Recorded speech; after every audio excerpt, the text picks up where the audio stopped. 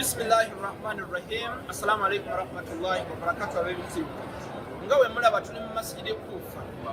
Masjidi Kufa gyegimu emizigiti egy'ebiti egy'ebyafaayo era ng'emabega we mulaba ne mabega wa haram ya Muslim bin Aqeel. Muslim bin Aqeel be bamu ku bantu ba Nabi Muhammad sallallahu alaihi wa alihi wa sallama era nga yali mwana wa Aqeel bin Abi Talib. Aqeel yali mutabani wa Abu Talib. Abu Talib yo yabakuuma Nabi Muhammad sallallahu alaihi wa alihi wa sallam okubeera nga tatukibwako bulabe. Era nga wolaba nga Aqeel anga wolaba Abu Talib we yakuuma Nabi Muhammad okubeera nga takuserwa, ne Muslim bin Aqeel mutabani wa Aqeel azaalibwa Abu Talib bw'atyo yayimira okubeera nga asevinga message ya Imam al-Hussein alayhi salatu wassalam.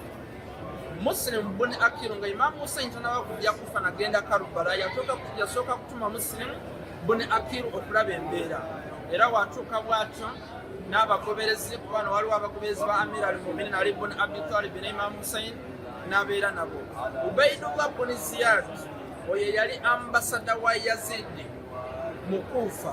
We yategeera nti Muslim bin Aqeel amaze okutuuka era afunye obuwagizi, Yazid n'agamba Ubaydullah bin Ziyad abeere ng'akwata Muslim bin Aqeel amutte, era bw'atyo wabweru we wali eyali Paris oba kasiri ya Ubaydullah bin Ziyad n'amuteeka ku kizimbe waggulu n'abeera ng'amutta bw'atyo okuva ku kizimbe waggulu n'amukasuka wansi, era we yamala ne babeera nga beetolooza omubiri gwe arawundi Kufa.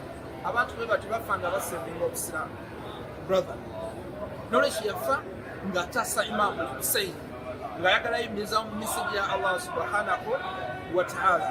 Abantu be bati tubayigako bingi, ng'era wolaba Allah subhanahu wa ta'ala wagamba mu surati Tawba aya 10:11 nti inna Allah ashtara min al-mu'minina anfusahum wa amwalahum bi anna lahum al-janna. Allah subhanahu wa ta'ala agula abaddu be naye nga kikyayagala babeere nga bayimirizaawo obusiraamu, abeere nga abawajjana. Muslim bin Aqeel yali mu bo. Muganda wange nze naawe tugezeeku kyetusobola okubeera nga tuyimiriza message y'Ahlul-Bayt because okwagala n'okubagoberera kiri wajibu. Mu suratu Shura aya 23 qul la as'alukum alayhi ajra illa al-mawaddata fil qurba. Okwagala n'okugoberera Ahlul-Bayt Allah yakifuula kyatteeka nga kyawajibu. Nolwekyo buli omu asobola okolako kyasobola. Muganda wange ow'ekitiibwa buli omu asobola okubeera nga Muslim bin Aqeel ng'ayimirira n'ab'amazima. Allah wagamba nti mutya era tubeere wakuuma aswadikiin n'ab'amazima ng'ababakulembera abo bonna ba Ahlul-Bayt alayhimu salaatu wassalaam ng'etwala mu suratu Bakara aya 17:7 olongolomu bwabwe tebatuuka mu ntalo oba okumiikiriza na buli kimu. Wassalamu alaikum warahmatullahi wabarakatuh.